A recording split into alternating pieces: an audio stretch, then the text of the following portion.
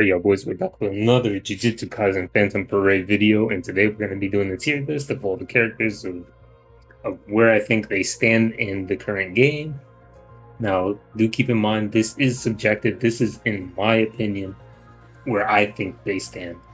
Now, of course, you can use this as reference, but I kind of think I have quite a good, understanding of a lot of the characters here, so I'll try to be making as much accurate decisions on where they stand in the game. Now, first up, we have Panda. Now, Panda, he's an attacker, he's blue.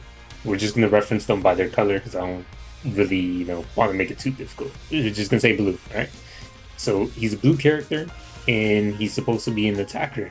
And I'm not going to lie, that's pretty low modifiers, and there's so much better options that you have. You're probably not going to be using him, so I kind of feel like he's bad compared to the other characters. Like, there's just so much better blue characters that you could be using that do a lot more for your team and provide more utility. And Panda's just not one of those characters, unfortunately. Not for DPS, that is. Alright, so next up we have Shoko. She's a blue healer unit. Now, in this game, we don't really have too many characters that do support in terms of healing. So she is kind of like one of the very minimal options that you have in this game for healing. So, of course, I'm going to rate her very well because she's kind of very scarce in terms of her role. She's super scarce. So basically, she can lower enemies' crit resistance. She can heal single target ally, and then I believe on her special, she can also heal all allies, which makes her very valuable in terms of if you need someone to heal your team. So in my opinion, I think that she's good. Just good. Now, there is some cases where you might not even need to heal at all. You might just need to nuke the enemies or do as much damage as possible. But in those cases where you're doing the difficult content and the enemies aren't actually one-tapping you, but they are consistently outputting good damage, you might want to have her just to keep that sustain in your team. Alright, so next up we have Inumaki, and Inumaki is a blue defender unit. So it's kind of weird how he's a defender unit and then Panda's kind of the attacker. They're kind of, you would think it would be the other way around, but no, he's the defender unit. So he does apply taunt to enemies. And of course, as every Inumaki, card or character in the game, they usually always have to have some sort of mechanic where they lose HP.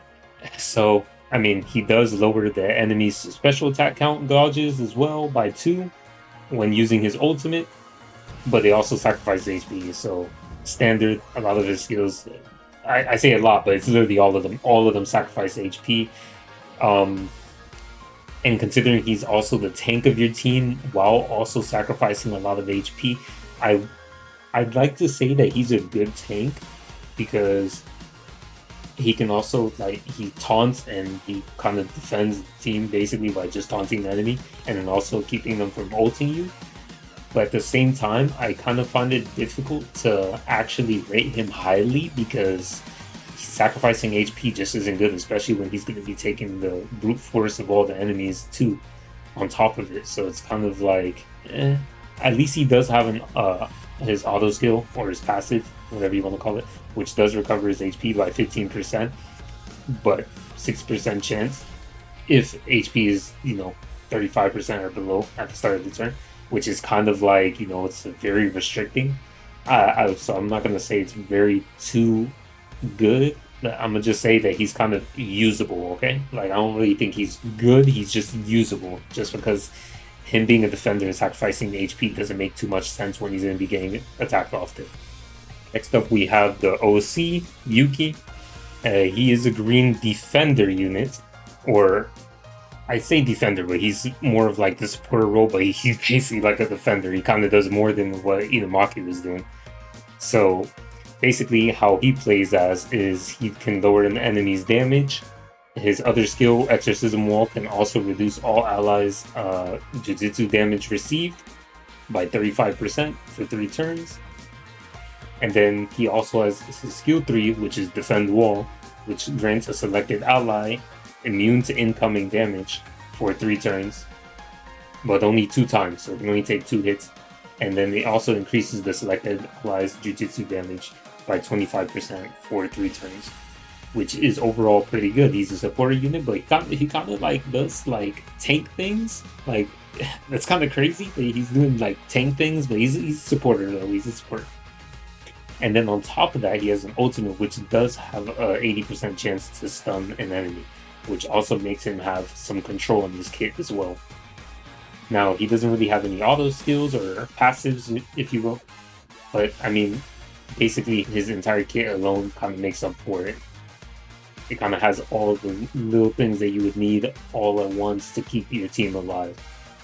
Now, where would I place him? Well, he's definitely not Inumaki tier, so I definitely would probably place him right above Inumaki, right here next to Shoko, because he does a lot as a supporter. He has survivability. If you need survivability, you can use him. He's good. Next up, we have Miwa. Hopefully I didn't butcher that, but I'm pretty sure that's how you pronounce it. So basically, she fulfills the role of a defender, and she's a very unique one compared to a lot of the other defenders. So how her kit works is... Actually, let me just go through the skills one by one. I think that would be more easier to explain how she works. So her first skill is just like her first skill is obviously her normal attack, whatever you want to call it. And then you have your skill 2, which is concentration, which applies taunt for 2 turns. It also gives dodge status to self, and it increases own physical attack as well for 2 turns. So overall, it's a buff for you. Yeah, it's just a full-on buff. It gives 3 buffs basically. Or taunt, I guess, is debuff, but you know what I'm saying. And then that's how she fulfills her role as a defender, is by applying taunt and having them attack her. And then of course she has dodge. And then her skill 3, which is the new shadow style simple domain, gives her the counter status for self for 2 turns. So basically you can use your skill 2 and then you can use your skill 3, or you can use your skill 3 and then use your skill 2. But I prefer to get the taunt as soon as possible. So skill 2 and then skill 3, which will then provide you, dodge, taunt, increase own physical attack, and then also being able to counter. So basically she can output damage as well as take damage. So overall she's pretty good, I'd say. I don't think she's that far off. Of course, I mean, she's just a tank, so there's only so much she can do. But in terms of what she's doing, she does it well, which is basically just be tank and alleviate pressure from the rest of your team. On top of that, from her auto skills for passives, she, at the beginning of the wave, she also taunts 1 random enemy for 1 turn. So even before your skill even goes off, if you wanted to, you can just start the match, and then she'll apply the taunt to 1 random enemy. So if it's only, let's say it's just 1 enemy, for example, if there's only 1 enemy and then she applies the taunt, then you could just go straight into skill 3, which will give her the counter status for 2 turns, and then after that, then you could use the skill 2, which will apply taunt again, because they'll lose taunt already. It'll apply taunt again, give you the dodge status, and you'll increase your own physical attack as well. Overall, I think she's pretty good. I haven't used her too much, but judging her based on off paper, I might want to test her out a little bit more and then see how she plays. But she seems pretty good. But in my opinion, I think she's really good. She's kind of like just there. I think if you pair her up and then use Yuki, they kind of be like pretty good together. I'm not gonna lie, giving damage immunity and her taunt and then counters and stuff like that. Might be able to make a sustainable team. I mean, unless the enemy has AoEs, then you're kind of screwed. But you get the picture. So that's where I place Miwa at.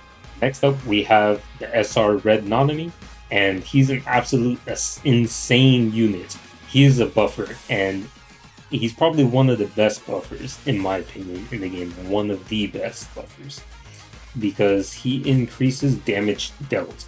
And it's for a long time. It's for 4 turns. And it's for all allies. I literally don't know what to say about it. It's just super good. Like, imagine having a buff for your entire team of damage dealt. And it's for 4 turns. 4 turns is a long time. Like, you'll probably be able to get it again in those 4 turns. Like, you will always have 100% uptime because it only costs 20 curse power. It's really good. And then of course you have the other part of this kit.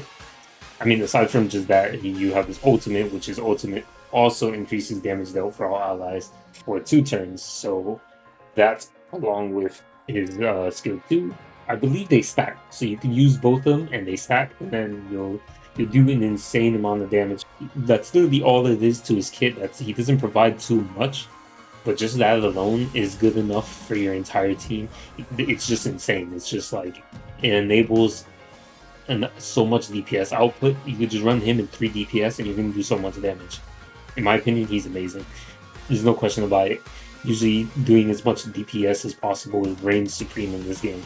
Next up, you have Nishimiya, and she is a green defender unit. So basically, she can increase all allies' damage for 2 turns or 1 action. So like the moment they go 1 time, and then she can also give herself dodge status for 1 turn. So she's a buffer, and she can also tank as well because she's dodging. And then, of course, she can also stun on her skill 3. So all enemies is a 50% chance, but she can stun. And she can give herself more dodge. And then her ultimate also gives her more dodge, and it also gives her a chance to stun. So basically, she's just a bunch of stun and a bunch of dodge. That's literally most of her kit. And then she does have 1 buff, which is actually pretty insane as well, increasing damage for the team. So she's just as good as Nanami in my opinion, but the fact that they increase all allies damage is only for like 1 action or 2 turns, it's kind of like it's not as good as Nanami's, because Nanami's is for like 4 turns, but it's super good. There's not a lot of cases where you might actually need the stun, but if you do, she comes in the clutch. I'm kind of leaning into amazing, but there's no way that she's on the level with these characters. She's definitely a little bit better from cheesing and everything. Nah, I think good. She's like high good. A little bit above these two, because I mean she's like right in there. If there was like one in the middle, I'd put her right there. She's not as good as Nanami in terms of buffing, and you might not even need the dodge, because I mean it's just dodge status, and they have to attack her, of course, for it to even matter. But I mean, like, that's about it. She's overall good defender unit. Applies debuffs, increases allies damage a little bit. It's just she kind of is all around. She's a decent defender. Fulfilling her role as a defender, I wouldn't say it's the best. I feel like you're just going to be mainly using her for the stuns and probably increase damage though. But hey, it is what it is. We're not here judging their role. We're here judging their kit. Next up, we have the SSR Todo, the yellow one. Now, I'm not really too fond of this character. He really doesn't provide too much to your team. He's a very selfish character. He just increases the break amount damage that he does. That's literally it. He just increases break. He does break. He breaks. That's it. He doesn't do anything special. Even his passive, you have to defeat an enemy, and then it will increase your physical damage by 10% for 3 turns. Which, I mean, now you have to kill the enemy too just to get this. It's really not that good in my opinion. I think he's kind of like bad. Like, you're not going to be using him trying to do breaks. He's just bad. Might be a little bit over Panda, but he's just bad. I would not use him at all. Next up, we have the principal, Yaga Masamichi. Now, in my opinion, he's probably the best SR in the game, hands down. So he basically increases your whole team's attack and like Jujutsu. So basically like their technique, their magic, whatever you want to call it. Like everybody, like both sides, the attack and the magic attack, whatever you want to call them. Just for simpler turns.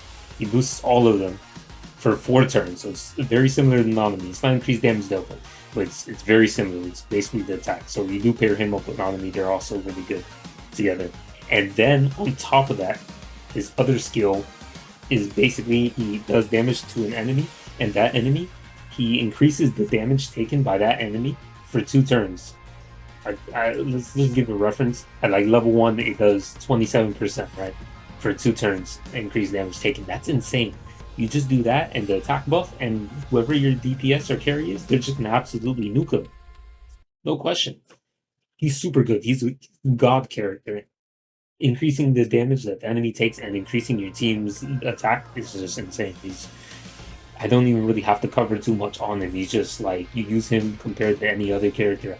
What other character does that? They either have one or the other, but he has both. He increases the damage taken that they have, and then also boosts their attack for the entire team. he enables DPS to insane amounts. Like there's no reason not to use him. You should be using him in every single team that you own. He's just that good. Like if you got some random SSR in there or something that's just sitting in there because you think they're doing something, trust me, he's gonna do like 10 times better. Well, we're taking quite a little bit of time doing this tier list, so I'm gonna start speeding it up a little bit because these are just SR characters. So next up we have Saki. Saki is she's like a defender character, but she does do damage as well. So she can recover her skill gauge by 100. I mean, her ultimate skill gauge, she can recover it by 100. She can also, the less HP she has, the more damage she does. She's very simple, and then her passive gives her 10% damage reduction at the start of battle. So overall, she's not really fulfilling the role of a defender too much, but more of a bruiser. She's okay. I don't think she's anything too crazy. I'd probably put her in meh tier. Next up, we have Maki. Now, this Maki is absolute dog. You should use her. You should never use her. Her role is to be a defender, and she doesn't even defend. It's just like she just debuffs. She should be a debuffer. She's just bad. Don't use her. There's no reason to use her. Her modifiers are low. She doesn't hit hard. She doesn't provide anything to the team. All she does is like lower physical damage by 10%. That's nothing. Enemies are still gonna hit you hard, and it's not even anything crazy. It's just dumb. And since she doesn't even have any curse power, it's like okay, it's just bad, just bad. Don't even use her though. There's no point. Next up, you have the rare red Inumaki. He is insane, absolutely giga chad. He's a supporter, and does he do his role well. So basically, he can reduce all allies' damage received by 25% for 2 turns. I'm just reading out at level 1. And then he can also recover all allies' ultimate gauge while sacrificing his HP, of course, because I mean that's usually how a lot of his characters are. And then his other skill can stun enemy. It has a high chance too. It's a 95% chance. So like I mean, you have an easy stun, which is OP in this game, and he can reduce damage that your team takes. And he can, basically make you ult faster. Like if you're using Gojo, he can make you ult at least a few times before a Gojo actually leaves. So absolutely insane. I'm not gonna say he's OP, but he's super good. I'm not gonna say he's meta, like the principal, but he's right up there. I'd probably put him above Hanami, because he's just actually really good. I think he's super undervalued. Not a lot of people know that he's that good, because I mean he's a rare character, so maybe a lot of people just overlook him. Right, yet again we have another Yuki. This time is the rare one, and in my opinion, I think he's way better than his SR, just because he can recover all your allies' cursed energy. He can also reduce a selected ally's damage that they take for 3 turns by 25%.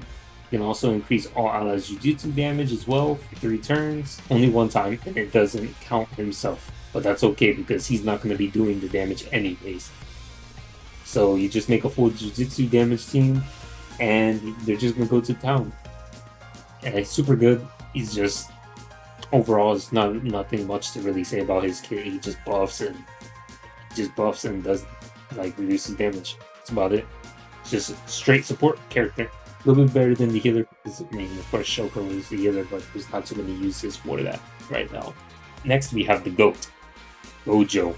So, as you're familiar with the blue version of him, the green version is an absolute monster behemoth, increasing his own damage, increasing the selected target's damage received, and increasing the selected enemy's damage by 1 turn.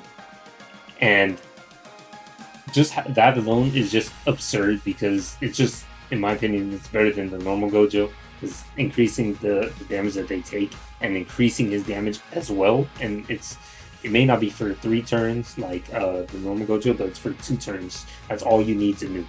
And then he just uses ultimate, and he destroys everybody. He just does a big ass AoE wipe to the entire board. It reduces all their ultimate skill gauge.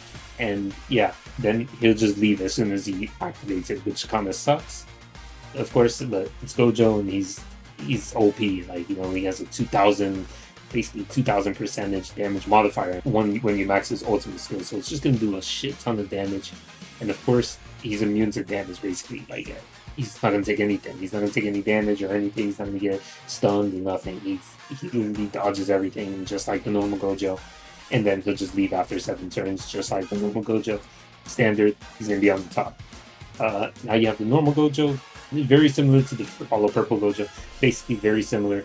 His skill 2 doesn't do as much as the new Gojo, so this Gojo is obviously significantly better. But he's right behind him. They're very similar, like in what they do. They're very strong. Next up, we have the newest Yuji. He's red, and basically he increases his engage. He increases his own physical damage. He can increase his own crit rate. He can increase all allies' break damage, and then his ult enables like an absurd amount of damage because it's like increases the selected enemy's physical damage by 30% for 3 turns. That's literally 3 turns, and the skill has guaranteed Black Flash as well, his ultimate. So he will Black Flash no matter what. So overall, he's gonna be super good. I don't think he's as good as the other characters like Gojo. If we're comparing damage, he is a physical attacker, but I don't think he's going to be as strong because his modifiers on his ultimate is actually fairly low compared to Gojo. Like if you max it, it's like 1,500, and then compared to Gojo's, which is obviously 2,000, and it does a whole bunch more on top of it, like reduce ultimate gauge and all that stuff. Yeah, he's amazing. I wouldn't say he's meta. I mean, in terms of like for physical attackers, he's probably the strongest to be honest. He's probably the strongest. Next up, we have Megumin, the domain expansion one. Now, of course, granted, you do want him to activate his domain expansion to access the rest of his kit. Once he does the domain expansion, he does an insane amount of damage. He does everything. He increases the enemy's physical damage received by 60% for 2 turns. He stuns them. It's 100% chance. It's crazy. He does so much things. He's super good. Like, I don't really see any fault with him because he's like, compared to all the other characters in the game, I think he is one of the more well-rounded ones that aren't so like simple and just do big damage or do a bunch of buffs. He kind of does like a little bit of everything. He can lower all their damage. He can increase all their damage taken. He can, increase his curse energy consumption, things like that. He can stun. He can, do AoE. He can do single target. He just kind of has like everything, I think I'd like to say, in my opinion, he's kind of meta. I'm a little bit skeptical on putting him in meta because I feel like there's just much better options. But I feel like with what he does, it's just the only issue I do have with the character is you do have to have your domain expansion up first before you have access to all the like best parts of his kit. So maybe I won't put him in I'll put him in amazing, slightly above Yuji. Yuji's good, don't get me wrong, and he has like almost no drawbacks. But I feel like once you get Megumin going, he starts tearing. Alright, so next up we have the OG Megumin. Now, I mean, when I had this Megumin, I didn't really I think he was one of the first characters I started with in the game, and I didn't really see too much value out of him the entire time that I used him. The only times that I actually ever needed him was literally when he had his stun. When he had his stun, that's literally it.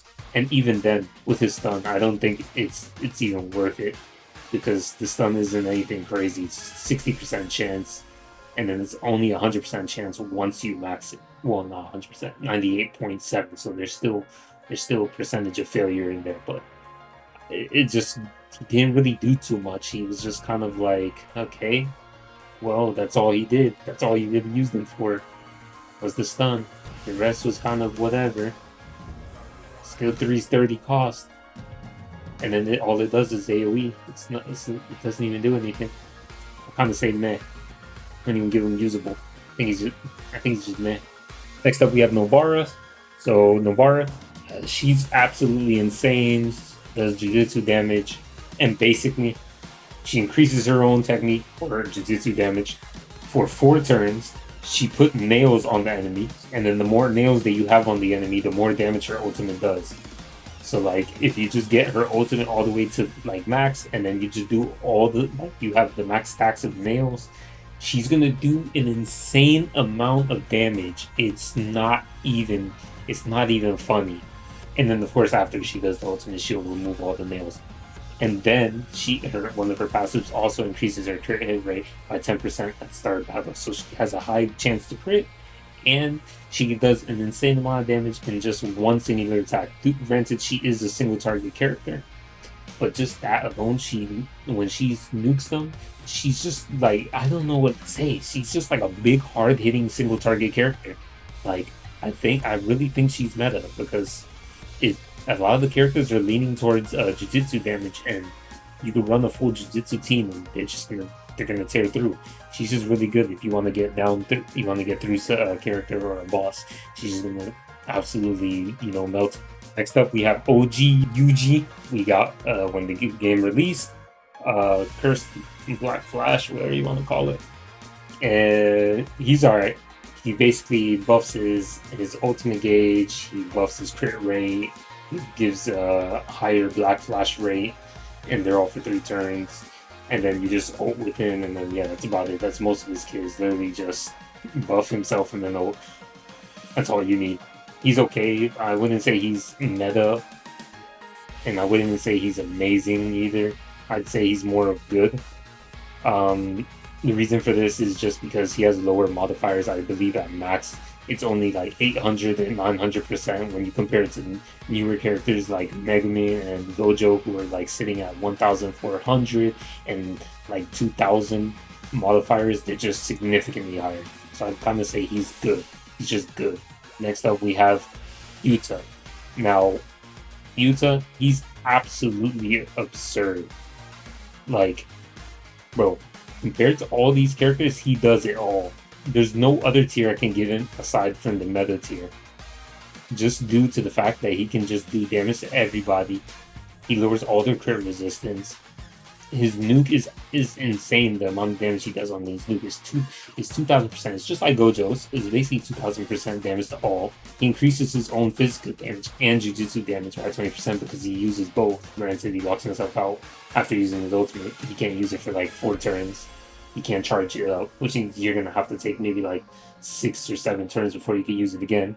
But that's okay, because if you're not going to probably die, because if any ally is below 6% HP at the start of turn, and if his energy is above 10, he's just going to recover all allies' HP by 25%. How crazy is that? And he increases his own physical damage and Jujutsu damage by 10% for the rest of the bout. And he recovers his own ultimate gauge by 200.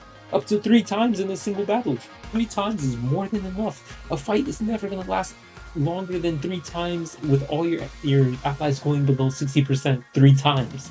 It's just absurd. And then he has Rika, and then Rika has a chance to deal 120% melee damage to an enemy that attacks him. It's just like, okay, well, he has a counter too? That's crazy. So that negates damage too, and he just heals your whole team too. He's a healer, he does damage, he counters. It's like, what else could you want from him? He does it all. In my opinion, I think he's better than Gojo, because all Gojo has on him is just damage. That's literally all Gojo has on him. It's just damage. But Yuta covers himself, he covers the team, he has it all. He's, in my opinion, he is number 1 compared to all these characters here. Alright, next up we have Maki. Maki is absolute trash. Do not even use this character. I am not kidding. Do not use this character. Next up we have Panda.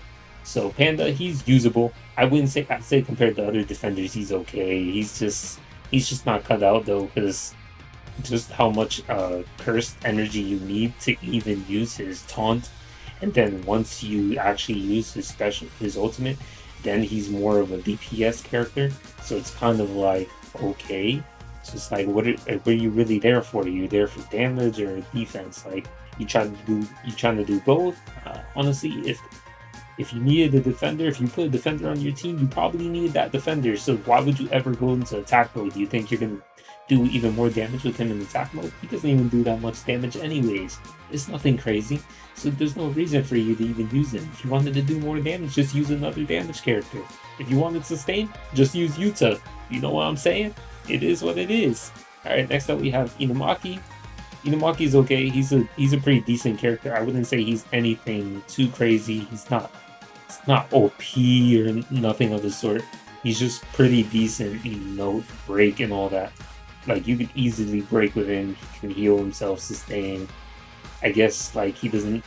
Probably one of his most important parts of his kit is like whenever someone's gonna die, he can nullify the attack that would have killed them once per battle, which is also pretty good. So I mean, I'd say he's good.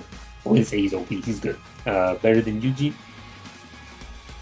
Probably better than Yuji because the reason for that is there's just much better attackers, and then like what Inumaki does isn't really to do damage, but more so to break and heal himself and prevent death for his team.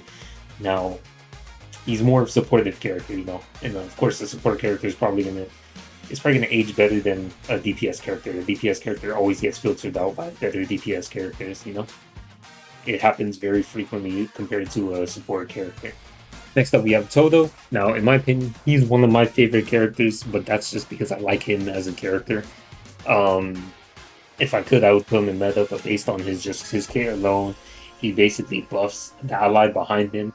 He gives the best friend status, which then boosts their damage, their physical damage. So, I mean, naturally, they made him catered exactly to how he is in the actual series, and you would want to use him with Yuji, of course, because Yuji does physical damage, and using them together will, of course, how could you have guessed, work good. They have very good synergy. The original Yuji that released and Todo, they have very good synergy. I'd like to say that they're very, very good together, so they're kind of both good. I wouldn't say he's anything amazing or in meta because a lot of the OP characters or stronger characters are, they're Jujutsu damage characters, like their technique, their magic characters, whatever you want to call it. They're the highest, they have the biggest modifiers currently.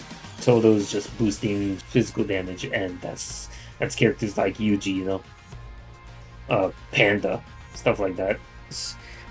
He's alright. He just needs a better character to complement him. But he boosts crit rate, he gives them the best friend status, which allows them to, like, if they get hit, he can use the boogie, and then, he can make that best friend counter the enemy, or he could counter the enemy, and then, he has a chance to inflict confuse to the enemy as well, which is really good, because it also negates damage for you. I have him, like, 4 dupe, so I use him because he's an absolute unit. He's just there with like 20k HP, just eating everything and making my best friend untouchable, basically. Like my best friend will never get hit. It's just, I really like him. He's a really good defender unit. Well, he's not a defender, he's an attacker, but for me, he's basically like both. He's kind of a defender for whatever carry that I'm trying to use.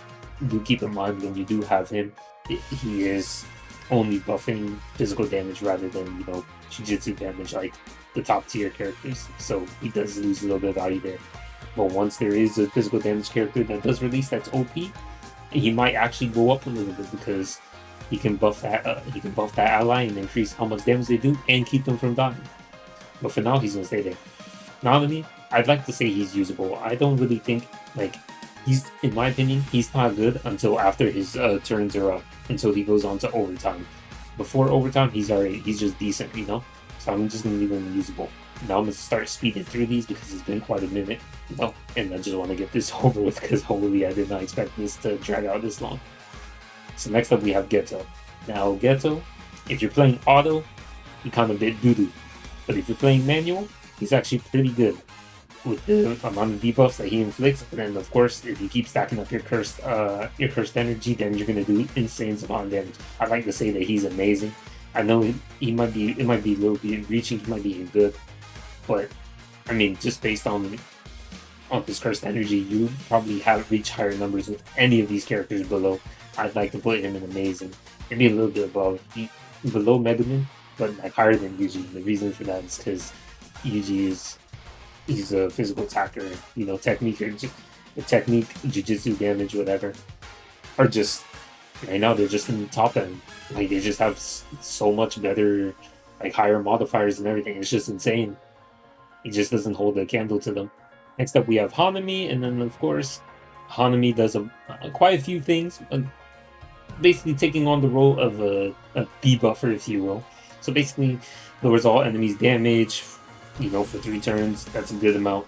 And then also increases own ultimate skill gauge for 3 turns, by the way. It's crazy. That's the charge rate. The charge rate, not just increasing ultimate gauge. It's like the charge rate by 50% for 3 turns. That's at level 1. At level 10, it's 86%, which is a good amount, like a big chunk. Hanami has a domain, and then in the domain, nullify attack immunity, so it grants guaranteed hit effect to self. So basically, like you're guaranteed to hit, and then lowers all enemies' damage yet again, and then you can't charge up your ultimate skill engaged like once you use it, but it doesn't matter. And then your own curse damage will become 0 when the domain ends. Hanami recovers own HP each turn from the start battle, so like as soon as you enter, you just have regen, and then you're always healing passively 13% HP, which is super good, keeps sustained. And then you recover 10 burst energy at start wave, so once you start off, you'll be able to use, I think, your skill 2. You'll be able to use your skill 2 easily, and possibly your skill 3, depending on how many dupes you do have in your Hanami by now. So for me, I'd like to say Hanami is amazing. Maybe a little bit lower. It's not like a big amount of damage, but like the rest of her kit has like survivability for her. It's just, she's just like comparatively to the other characters, she's just not it. It's probably like right here. Next up we have Jogo. And Jogo, basically he is an absolute monster, but there is some set conditions you do have to fulfill before he actually starts doing crazy amounts of damage. Now, a lot of his kit doesn't really do anything special. His normal attack doesn't do anything, skill 2 doesn't do anything, skill 3 doesn't do anything. They're all just basic attacks, like they're just normal attacks, they don't do anything specific. But once you do use his domain expansion, Coffin of the Iron Mountain, and it lasts 4 turns, of course he nullifies attack immunity, and then he also deals 40% continuous Jujutsu damage flame to all enemies. Of course that's at level 1. At level 10 it would be 80% basically. He increases his own crit rate by 197%. I don't know why you would even need that much. Like, enemy has to have a bunch of crit resistance or something.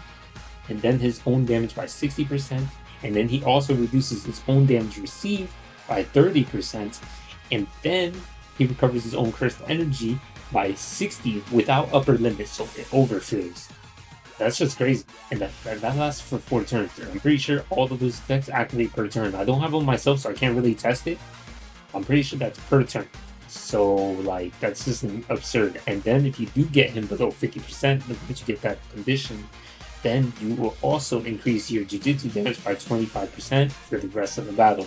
He's just going to do a bunch of damage. He's going to nullify attack immunity. He's just going to do damage to everybody. He's going to increase his own crit rate, so he's always going to crit. He's going to increase his damage. He's doing everything. He's making himself sustainable. He's really, really, really strong. And he's just good. Like, imagine you do damage. He basically does flame, which is like burn or whatever, and then he's increases crit rate to the max, basically increases his own damage and all that stuff. Oh, man, it's just crazy. I don't know what to say. He's just really, really big ass nuke. Holy, in my opinion, I'd probably even put him above Yuji. Who cares about physical attackers, bro? When you got Jujutsu damage dealers like Jogo, like, holy, are you fucking kidding me, bro? Last but not least, we have Junpei. Holy, I thought we'd never get to this character. Absolute Chad. I think he's probably one of the most OP characters in the game. Alright, let me stop. But he's okay. He grants himself damage nullification, basically. And then he also applies taunt. So basically, like, you're taunted and you're going to force to attack him, and you're not going to do any damage. And then he reduces all the damage received by all allies, aside himself, by 10%. The 10% is just whatever. It doesn't really matter. Of course, if you get that 10, it's 19%. But it's not the most important thing. The most important thing is that he nullifies the damage to him, and then also taunts them in that same turn. So you'll have one free turn, basically, if there's only one enemy. Then he increases the damage taken of that enemy by 15% for 3 turns. It's okay. And then the continuous damage from the actual skill 3 is just whatever. You have his ultimate, which then also decreases the enemy's Jujutsu attack 30%. If the enemy does not use Jujutsu and they use physical attack, well, you're fucked.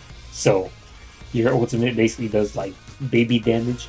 So it's like, I mean, okay, But I mean, I guess the rest of it is just decent, just increasing damage taken from the enemy takes, and then, you know, reducing a little bit of damage from the rest of the team. He just alleviates some damage to your team.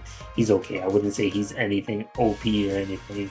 And then, of course, at the start of battle, he increases damage dealt by 7.5%, and then the effect increases the more Jujutsu high school students are present in the wave. It's gonna be really good. But I mean, only then would I consider him amazing, because if he fulfills all those conditions, then he'd be amazing. You know what I'm saying? Because then he'd have the damage dealt, increasing the damage taken, and then on top of that, doing good damage.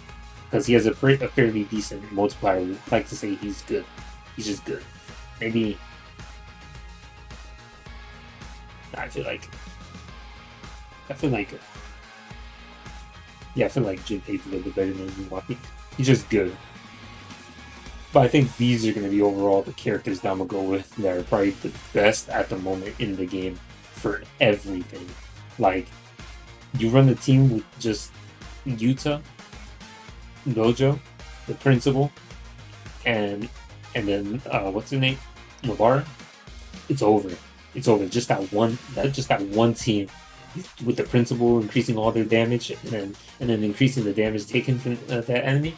The rest of the team will just absolutely nuke them, especially when you have Gojo, who's also debuffing the enemy as well. It's just, yeah, goodbye. Whoever's there, they're gone. Don't even think that they're there, because they're not even there. They don't even exist. You're gonna burn them. You're gonna absolutely obliterate them to a speck of dust. This is my tier list. It took me quite a while to do this, but I got through it, and I tried to cover as much, with as much detail as possible with each character and why I think they were here in this placement. Yeah, I think that was a lot of talking, and I'm absolutely parched. So I'm gonna leave it here. This is basically what I think is the best characters in the game, and what are usable, what is not, and what are bad characters. And of course, later on in the future, as more characters come, maybe I'll do it every couple months. After there's like every 3 or 4 characters, I'll do another tier list. Because I'm not really too keen on trying to do it every time a new character comes. Making a video just to talk about a character for like 2 minutes. Maybe I might update it. I might even post it on my Twitter. So follow me on Twitter if you haven't already. But appreciate you guys for watching. Make sure to like and subscribe if you like my videos. There will be plenty more Jujutsu Kaisen summon videos coming in the near future. Especially when, Toge comes and, maybe a young version of Geto and Gojo. So with that, I appreciate you guys for watching. May you all have a blessed day or night wherever you're from. Peace.